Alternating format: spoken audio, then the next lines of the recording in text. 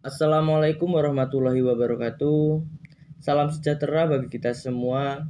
Dan yang terhormat Bapak Rahman Cahyadi selaku dosen pengampu pada mata kuliah Statistik Dasar dan teman-teman sekalian yang saya hormati. Pada kesempatan kali ini saya akan memaparkan materi tentang mengapa belajar statistika. Sebelumnya izin memperkenalkan diri, nama Fiadru Farera, NPM 20204064055151. Program Studi Pendidikan Guru Sekolah Dasar Universitas Muhammadiyah Pringsewu Lampung. Yang pertama di sini ada informasi numerik ada di mana-mana. Via TV, radio, surat kabar, internet, dan lain-lain. Setiap harinya kita dibombardir oleh data. Misalnya data hasil polling, grafik fluktuasi nilai rupiah, curah hujan, jumlah penjualan mobil per bulan, indeks buruh, efek, dan lain-lain. Bagaimana efek BBM dan ekonomi? Apakah ada diskriminasi gender dalam gaji? Bagaimana kita memahami data tersebut? Dan bagaimana kita mengevaluasi apakah data tersebut berguna atau tidak? Bagaimana cara membaca dan memanfaatkan data tersebut. Dan yang kedua, statistik digunakan sebagai panutan dalam pengambilan keputusan di dunia kerja dan kehidupan sehari-hari. Teknik statistika digunakan untuk pengambilan keputusan berdasarkan informasi terbatas dan adanya keragaman dalam kehidupan sehari-hari. Misalnya, kita tertarik untuk mengetahui secara cepat sebelum adanya pengumuman hasil dari KPU. Siapakah presiden terpilih mendatang?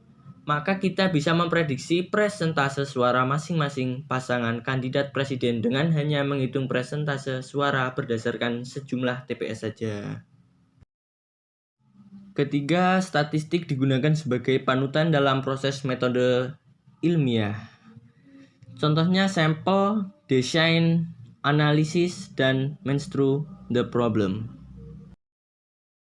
Apa sih yang dimaksud statistika dan metode ilmiah? Statistik menjadikan proses penelitian bidang ilmu lain dengan metode ilmiah menjadi lebih efisien dan efektif. Efisien dalam menggunakan sumber daya dan efektif dalam mencapai tujuan penelitian. Hampir dalam setiap tahap dalam proses metode ilmiah, statistika dapat dijadikan alat bantu. Dengan demikian, bisnis sebenarnya dari statistik adalah metode ilmiah dan bila dikaitkan dengan data, maka data adalah sebagai komoditinya.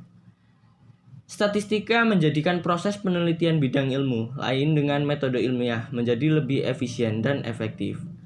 Efisien dalam menggunakan sumber daya dan efektif dalam mencapai tujuan penelitian. Statistika bukanlah hanya sekumpulan metode analisis dan tata cara perhitungan belaka, tetapi juga merupakan alat bantu yang dapat diandalkan dalam memecahkan masalah bagi bidang ilmu lain. Arti dari statistika. Statistika adalah rekapitulasi atau sekumpulan dari fakta yang berbentuk angka-angka disusun dalam bentuk tabel dan diagram yang mendeskripsikan suatu permasalahan. Douglas A. Lin, DKK 2007. Statistika atau yang disebut statis, ilmu dan seni tentang pengumpulan pengaturan, menampilkan, analisis, dan penafsiran data untuk membantu pengambilan keputusan dengan lebih efektif. Statistika adalah cara berpikir secara cendekia, cerdas dan kritis dalam menghadapi informasi terbatas, keragaman, dan ketidakpastian. Statistika adalah cara bernalar dan data.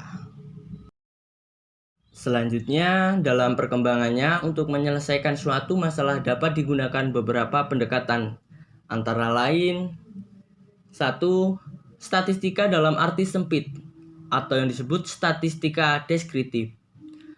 Statistika yang mendeskripsikan atau menggambarkan tentang data yang disajikan dalam bentuk tabel, diagram, pengukuran tendensi, sentra, rata-rata hitung, rata-rata ukur, dan rata-rata harmonik.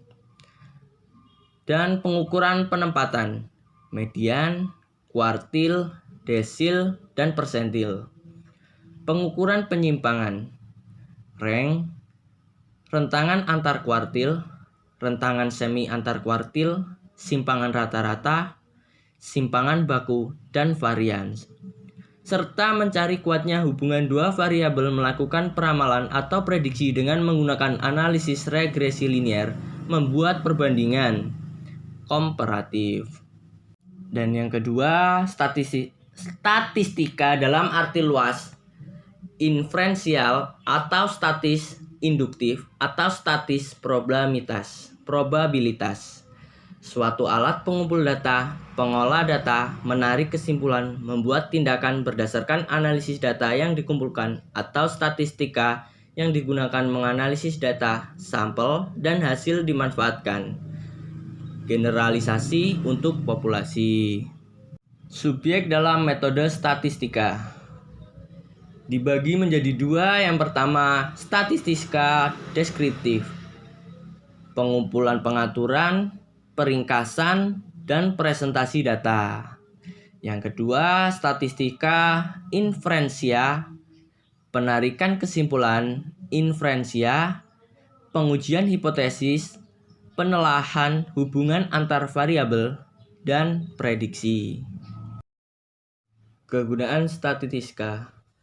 Statistika dapat digunakan sebagai alat.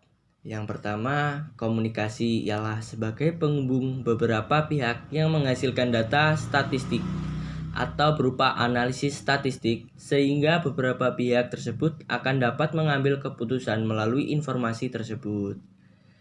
Yang kedua, deskripsi, yaitu penyajian data dan mengilustrasikan data. Misal, mengukur hasil produksi, laporan hasil liputan berita, indeks, harga konsumen, laporan keuangan, tingkat inflasi, jumlah penduduk, hasil pendapatan, dan pengeluaran negara. Yang ketiga, regresi, yaitu meramalkan pengaruh data yang satu dengan data lainnya untuk mengantisipasi gejala-gejala yang akan datang. Yang keempat, koreksi, yaitu untuk mencari kuatnya atau besarnya hubungan data dalam suatu penelitian. Yang kelima, komparasi, yaitu membandingkan data dua kelompok atau lebih. Selanjutnya, apa sih data? Arti harafiah datum dalam keterangan. Data adalah bentuk jamak dari datum. Data statistika dalam adalah keterangan-keterangan numerik, yaitu berupa angka. Data dalam angka dengan konteks, tetapi angka tidak selalu berada atau berarti data. Contoh, angka 2,3 tanpa konteks tidak ada interpretasi yang dapat ditarik, bukan data. Bobot lahir bayi adalah 2,3 kg. Angka dengan konteks dapat diberi komentar apakah bayi dengan bobot lahir 2,3 kg itu sehat atau tidak. Data mampu memberikan pengertian dan interpretasi, sehingga menghitung angka rata-rata dari 2,3, 2,4 dan 2,6 bukan statistika, melainkan latihan aritmatika atau matematika. Tetapi menghitung rata-rata bobot lahir bayi dari 5 bayi adalah statistika. Jenis data. Yang pertama di sini ada data kualitatif, data yang berhubungan dengan kategorisasi, karakteristik berwujud pertanyaan atau berupa kata-kata. Contoh, wanita itu cantik, pria itu tampan, baik, buruk, senang, sedih, harga minyak turun, harga dolar naik, pohon itu merindang. Data ini biasanya didapat dari wawancara dan bersifat subjektif, sebab data tersebut ditafsirkan lain oleh orang yang berbeda. Data kualitatif dapat diangkakan dalam bentuk ordinal atau ranking. Yang kedua, data kuantitatif, data yang berwujud angka-angka. Contohnya, harga bernilai 7.000 per liter yang diterima menjadi PNS tahun 2014 sebanyak 125 orang. Data ini diperoleh dari pengukuran langsung. Data kualitatif bersifat objektif, dan bias ditafsirkan sama oleh orang yang semua. Penggolongan data statistika. Penggolongan data statistik berdasarkan sifatnya. Yang pertama, data kontinu. Data statistik yang angkanya merupakan deretan angka yang sambung-menyambung. Dengan kata lain, data kontinu adalah data yang deretan angkanya merupakan suatu kontinum. Contoh berat badan dalam ukuran kilogram 40-40, 1-40, 2-40, 3-40, dan 4. Tinggi badan dalam ukuran cm 150-150, 1-150, 2-150, dan 3. Dan yang kedua, data discrete. Data statistik yang tidak mungkin berbentuk pecahan. Contoh, data statistik tentang jumlah anggota keluarga dalam suatu orang 1 sampai 2 sampai 3 sampai 4 sampai 5 dan seterusnya. Data statistik tentang jumlah buku-buku perpustakaan dalam satuan eksemplar yaitu 50 sampai 125 sampai 307 sampai 5113 dan seterusnya. Penggolongan data. Statistik berdasarkan cara menyusun angkanya. Yang pertama, 1. Data nominal. Data statistik yang cara menyusun angkanya didasarkan atas penggolongan atau klarifikasi tertentu. Ciri-ciri data nominal adalah hanya memiliki atribut atau nama atau discrete. Data nominal merupakan data discrete dan tidak memiliki urutan. Contoh tentang jenis olahraga yakni tenis, basket, dan renang. Kemudian masing-masing anggota set di atas kita berikan angka. Misalnya tenis 1, basket 2, dan renang 3. Jelas terlihat bahwa angka yang diberikan tidak menunjukkan bahwa angka tingkat olahraga basket lebih tinggi dari tenis ataupun tingkat renang lebih tinggi dari tenis. Angka tersebut tidak memberikan apa-apa ditambahkan. 2. Data ordinal. Disebut juga data urutan, yaitu data statistik yang cara menyusun angkanya didasarkan atas urutan kedudukan ranking. Contoh misalkan dari sejumlah 5 orang finalis lomba menyanyi lagu Soriosa diperoleh skor hasil penilai dewan juri sebagai tertera pada tabel 1,5, angka 1, 2, 3, 4, dan 5 yang tercantum pada kolom terakhir disebut data ordinal. Urutan 1 sama dengan juara pertama, urutan kedua sama dengan juara ketiga. Yang pertama, yang selanjutnya data ketiga, data interval. Data statistik di mana terdapat jarak yang sama di antara hal-hal yang sedang diselidiki ataupun dipersoalkan. Contoh pada tabel 1,5, angka 1, 2, 3, 4, dan 5 adalah data ordinal, sedangkan nilai 568,497, 485, 451, dan 427 itulah yang disebut data interval.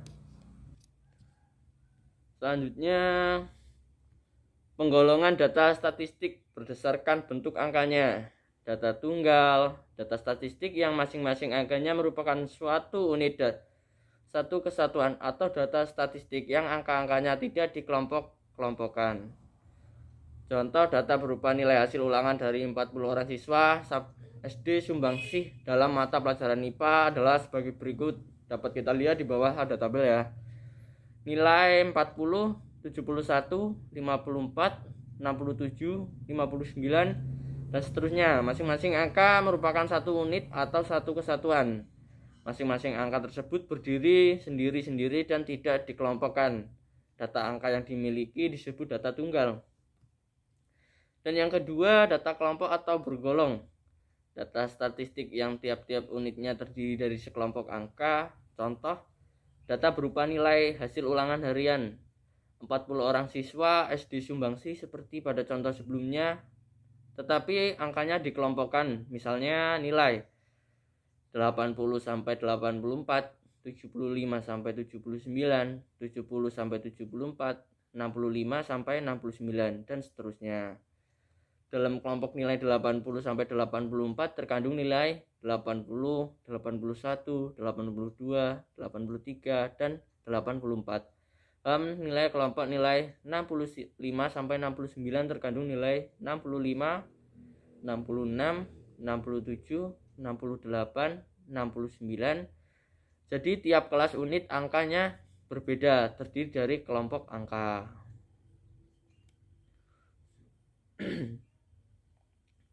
Sekian pemapar materi dari saya, kurang lebihnya saya mohon maaf. Sekian, terima kasih, saya akhiri. Wassalamualaikum warahmatullahi wabarakatuh.